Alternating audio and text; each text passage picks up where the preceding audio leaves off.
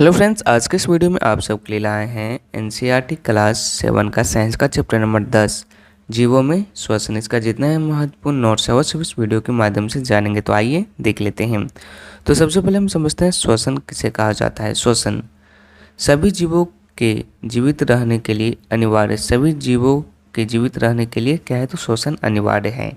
यह जीव द्वारा लिए गए भोजन से ऊर्जा को निर्मुक्त करता है। क्या तो श्वसन निर्मुक्त करता है। ओके, श्वसन द्वारा जो वायु शरीर के अंदर लेते हैं उसमें उपस्थित ऑक्सीजन का उपयोग ग्लूकोज को कार्बन डाइऑक्साइड और जल में विखंडन के लिए किया जाता है।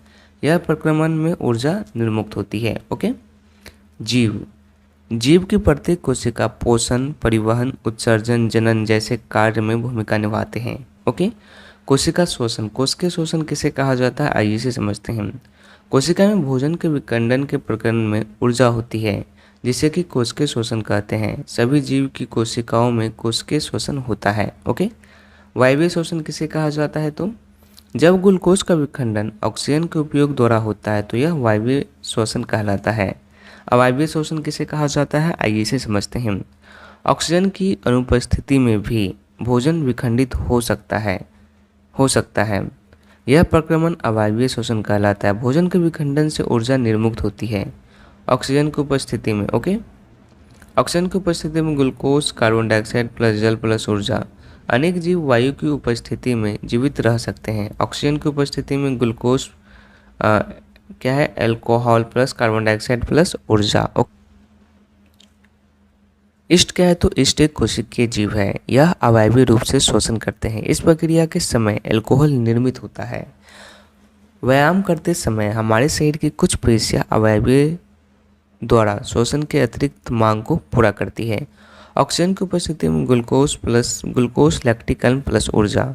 अनेक जीव वायु की अनुपस्थिति में जीवित रह सकते हैं। ऑक्सीजन की अनुपस्थिति में glucose, alcohol plus carbon dioxide plus ऊर्जा।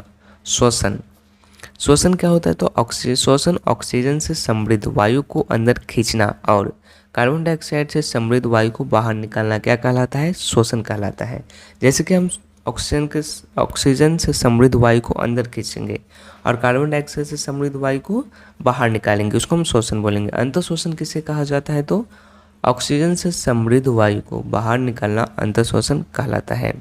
उच्च श्वसन किसे कहा जाता है तो कार्बन डाइऑक्साइड से समृद्ध वायु को बाहर निकालना उच्च श्वसन कहलाता है। श्वसन दर क्या होती है आइए इसे समझते हैं। कोई व्यक्ति 1 मिनट में जितनी बार श्वास करता है वह उसकी श्वसन दर कहलाता है। सांस का अर्थ है एक अंतःश्वसन और एक उच्छ्वसन। ओके, कोई वयस्क व्यक्ति विश्राम की अवस्था में 1 मिनट में औसतन 15 से लेकर 18 बार सांस अंदर लेता है और बाहर निकालता है। अधिक व्यायाम करने में श्वसन दर 25 बार पर मिनट तक बढ़ सकती है। सामान्यतः व्यक्ति हर मिनट 15 बार सांस लेता और छोड़ता है। पूरे दिन में लगभग 1600 बार सांस लेने और छोड़ने की प्रक्रिया करता है। ओके, हम श्वसन कैसे लेते हैं आइए इसे समझते हैं। हम अपने नथुने यानी कि नासा द्वारा अंदर लेते हैं। नाक और मुंह उद्घाटन जो बाहरी हवा को फेफड़े में जाने की अनुमति देते हैं। ग्रसनी किसे कहा जाता है यानी कि गला। नाक और मुंह से स्वर यंत्र तक हवा को निर्देशित करता है। स्वर यंत्र वायस वॉक्स वायु को श्वास नली की ओर निर्देशित करता है और इसमें स्वर के लिए मुखर तार होते हैं।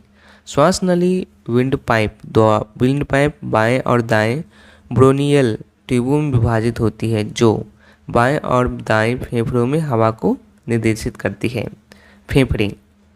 फेफड़े क्या होता है तो छाती गुहा में युग्मित अंग जो रक्त और वायु के बीच गैस विनिमय को सक्षम करते हैं।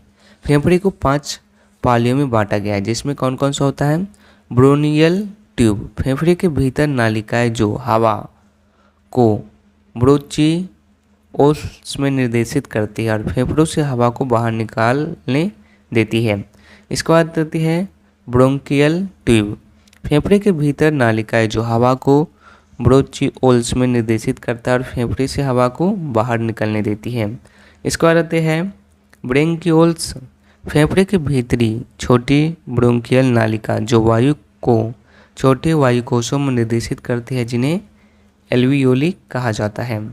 एल्वियोली किसे कहा जाता है? तो एल्वियोली ब्रोंकियोल टर्मिनल थैली जो कोशिका से घिरी होती है और फेफड़ों की श्वसन सतह होती है। इसका अर्थ है पल्मोनरी धमनियाँ, रक्त वाहिका जो ऑक्सीजन रहित रक्त को हृदय से फेफड़े तक ले जाता है, इसे क्या बोलते हैं? तो पल्मोनरी धमनियाँ बोलते हैं। ओके।